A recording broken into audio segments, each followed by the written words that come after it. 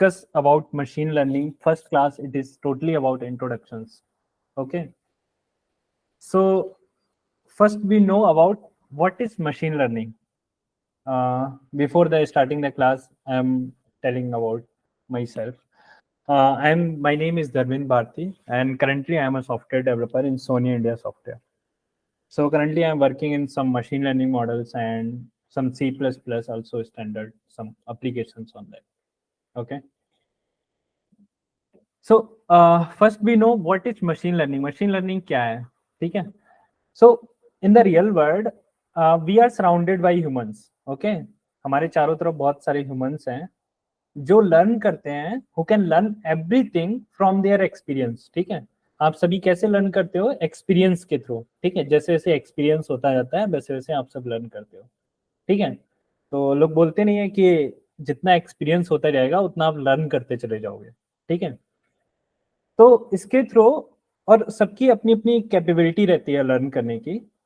They can learn their learning capability. Okay, like that we have computers और machine which work on our instructions. Okay, इसी प्रकार कुछ computer होते हैं, ठीक है, जो और जो मशीन्स होती हैं वो इंस्ट्रक्शंस पे काम करती हैं. ठीक है, but can a machine also learn from experience of past data like a human? Yes, machine can learn from the past data. Okay, so here in this diagram you can see that human is telling that I can learn everything automatically from experience. Can you learn? Then machine is answering, yes, I can also learn from past data with help of machine. Okay, so इसके लिए experience हो गया. Experience मतलब पुराना वाला data जो है इसके लिए जो छोड़ के आ रहा है. ठीक है, जितना एक्सपीरियंस से सीख रहा है तो वो क्या बोल रहा है? उसका एक्सपीरियंस बोल रहा है. पर ये क्या बोलता है? मशीन क्या बोलती है कि मैं भी एक्सपीरियंस से सीखूंगा, पर एक्सपीरियंस क्या होना चाहिए? मुझे पहले कुछ डेटा दो, पुराना डेटा दो. एक्सपीरियंस मतलब पुराना data. This experience word is equal to past data. Okay, जब हम इसको पास्ट डेटा, पुराना डेटा देते हैं तो ये समझता है कि अच्छा ऐसे ऐसे करके ये पास्ट डेटा इस पे प्रेडिक्टिव है, then it will show. Okay, so ये क्या करता है? मशीन लर्निंग की हेल्प लेता है और पुराना डेटा अपना रखता है, कुछ मॉडल क्रिएट होता है, ठीक, उसके थ्रू आपको बताता है, प्रेडिक्शंस देता है. ओके, ठीक है.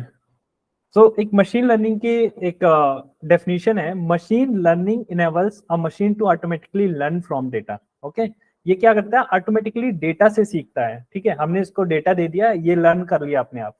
ठीक है, इम्प्रूव परफॉर्मेंस फ्रॉम एक्सपीरियंस. जितना ज्यादा, जैसे हम लोग एक्सपीरियंस से अपना परफॉर्मेंस इंप्रूव करते हैं ना, जितना ज्यादा एक्सपीरियंस होगा हम उतना ही ज्यादा परफॉर्मेंस इंप्रूव करेंगे. वैसे ही मशीन क्या करती है? जितना ज्यादा हम उसको डेटा देंगे उतना ही ज्यादा वो अच्छा लर्न करेगा. ठीक है, and predict thing without being explicitly program. हम बिना कुछ एक्स्ट्रा एक्सप्लिसिटली में, बिना कुछ बाहर का प्रोग्राम दिए हुए ही चीजें को प्रिडिक्ट कर सकते हैं. तो हिस्टोरिकल डेटा, हाँ, so here what I am saying that with the help of simple or historical data, ठीक है, historical data means which is known as training data. historical data को हम क्या कहते हैं? Training data. किसके लिए? हमारे लिए तो historical data हुआ, पुराना डेटा हुआ. experience means experience, that is equal to experience also. ठीक है, experience,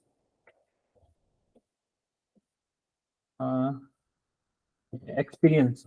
So experience equal to historical data, पुराना data, that is equal to training data. Okay, so machine के लिए क्या हुआ? ट्रेनिंग डेटा हुआ. वो उससे क्या करता है? अपने आप को ट्रेन करता है पुराने वाले डेटा को. That is called a training data. Okay, so machine learning क्या करता है? बिल्ड करता है मैथमेटिकल मॉडल. अब मैथमेटिकल मॉडल क्या करता है? मैथमेटिकल मॉडल क्या होता है? Are often used to make predictions and answer question. Mathematical model क्या करता है? एक तरह का मॉडल होता है जिसके थ्रू हम क्या करते हैं? प्रेडिक्शंस करते हैं और कुछ आंसर्स का क्वेश्चन करते हैं. ठीक है, for example that a business might want to know their profits. Okay, जैसे कोई एक बिजनेस है आपके पास, अब आप उसमें चाह रहे हो कि कितना प्रॉफिट हो अगर हम अपनी कॉस्ट ऑफ प्रोडक्ट की चेंज करें. ठीक है, तो ऐसे तो इंसान अगर कैलकुलेट करने बैठेगा तो उसको टाइम लगेगा, बट मशीन को क्या आता है? वो प्रिडिक्ट कर देता है कि हाँ, अगर आप ये कॉस्ट का प्रोडक्ट इस टाइम में अगर आप चेंज करोगे, इस सीजन में चेंज करोगे, इस वेदर में आप इस कॉस्ट का प्रोडक्ट इतना करोगे, then you will get a profit. Okay, so machine is doing like this. So they could use data from past products to develop a model that predicts how price influences sales. Okay, like that. So now one more example is there, I think there.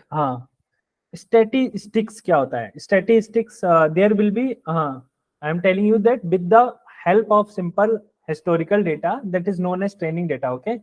And this machine learning algorithms build a mathematical model that helps in making predictions or decisions without being explicitly programmed, okay? That is. अब machine learning क्या करता है? Machine learning brings computer science and statistics together for creating predictive models. वो क्या करता है? Computer science को मिलाता है और स्टैटिस्टिक्स को मिलाता है। अब स्टैटिस्टिक्स क्या होता है? सो स्टैटिस्टिक्स क्या होता है? कोर कंपोनेंट होता है of data analytics and machine learning का। ठीक है, डेटा एनालिटिक्स मतलब डेटा को एनालिसिस करना। ठीक है, machine learning it helps you analyse and visualise data to find unseen patterns. जो पैटर्न आपको आंखों से नहीं दिख सकते, you can not in your imagine in your mind like that, okay, we can see, we can say, okay, so वो क्या करता है? वो एनालाइज करता है वो पैटर्न को। जैसे for example a fitness tracker में report that you have taken an average of 10,000 step per day over the past week, but a nutrition there is a nutrition app might tell that you have consumed on average of 2000 calories per day. So ये statics आपको help करती है, you understood your habits and make inform decision about your health, ताकि आप उसके अनुसार आप खाना खाएं। ठीक है, आप कैलोरीज लें, कितना आपको एक दिन में कैलोरीज कंज्यूम करना चाहिए, वो न्यूट्रिशन ऐप बताता है।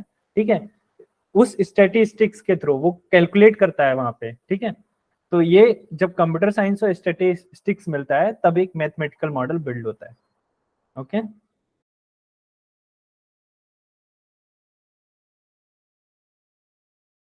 तो सुपरवाइज लर्निंग के अंदर हमारे दो टाइप्स के हमने बताए थे, क्लासिफिकेशन और रिग्रेशन। ठीक है, तो बेसिकली जो क्लासिफिकेशन होता है,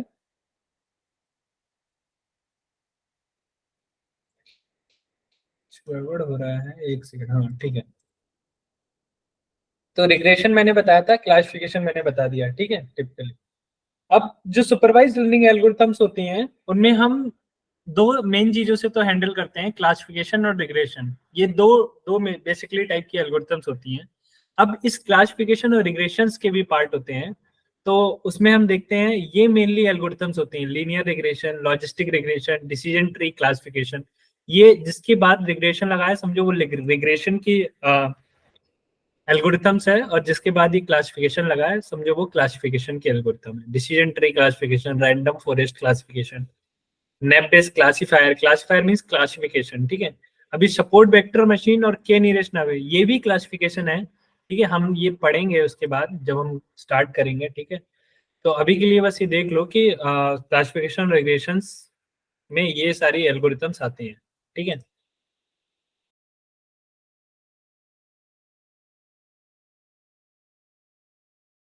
एरेज को के लिए काम करता है numpy।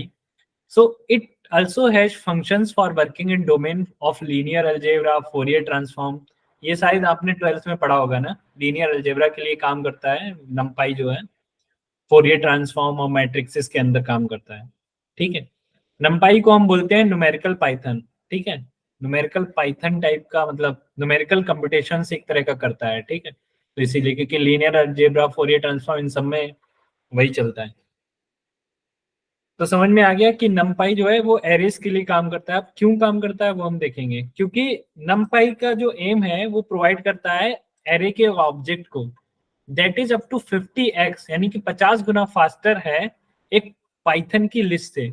हम पहले क्या करते थे, एक लिस्ट यूज करते थे, पाइथन में एक लिस्ट नाम का है।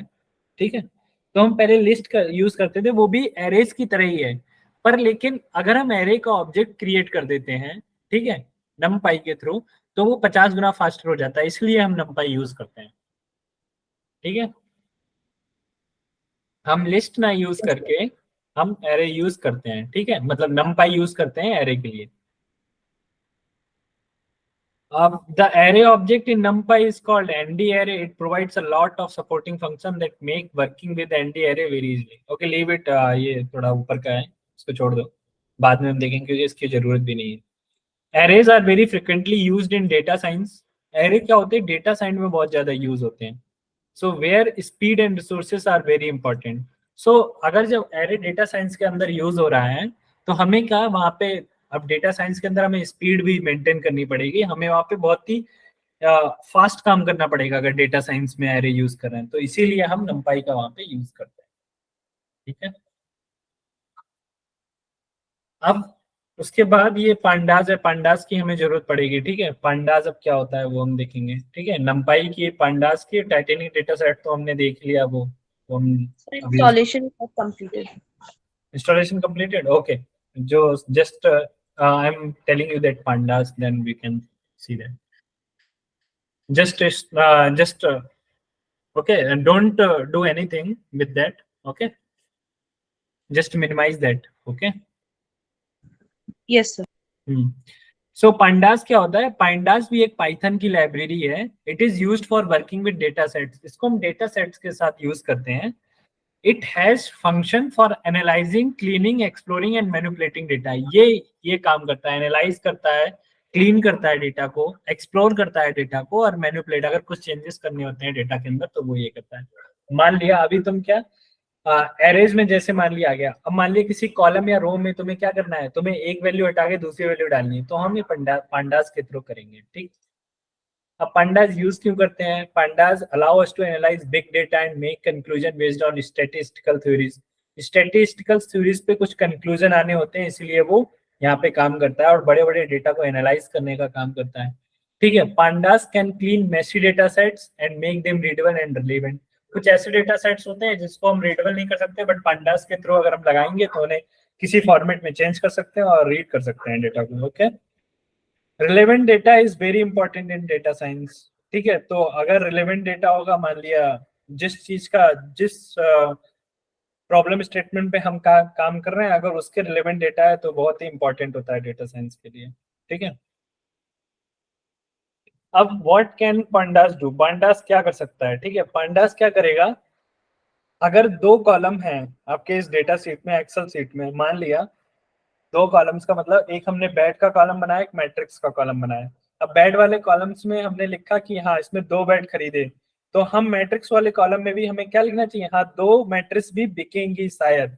ठीक है, तो वो क्या होता है, कोरिलेशन में यूज होता है। ठीक है, तो वो फाइंड आउट करता है pandas। एवरेज वैल्यू फाइंड करने में pandas की यूज होता है, मैक्स वैल्यू फाइंड करने में, मिन वैल्यूज फाइंड करने में pandas का यूज होता है। ठीक है, मान लिया हमने एक कॉलम दे दिया, उसमें 100 वैल्यूज हैं। ठीक है, अब 100 वैल्यूज में मैक्स वैल्यूज फाइंड आउट करना है, मिन वैल्यूज, तो वो हम pandas के थ्रू कर लेंगे। ठीक है, एवरेज वैल्यू उन सबका फाइंड आउट करना, वो भी हम pandas के थ्रू कर लेंगे। चाहे कितनी भी उस रो में वैल्यूज हो, 1000 2000, वो अपने आप तुरंत बहुत ही स्पीड से बता देगा, कुछ सेकंड्स भी नहीं लगेंगे, माइक्रो सेकंड्स में आंसर दे देता है। सो pandas are also able to delete rows that are not relevant। ये डिलीट करने के काम में भी आता है रोज को, अगर कोई रोज हमारे यूजफुल नहीं है तो हम उसको डिलीट कर सकते हैं, कोई कॉलम अगर यूजफुल नहीं है उसको भी हम डिलीट कर सकते हैं। ठीक है, और अगर कुछ रॉन्ग वैल्यू आ गई उसको भी डिलीट कर देंगे। ठीक है, तो पूरा प्रॉपर मतलब क्लीन करने के काम में आता है डेटा को। अब समझ गए pandas का क्या यूज होता है। एनी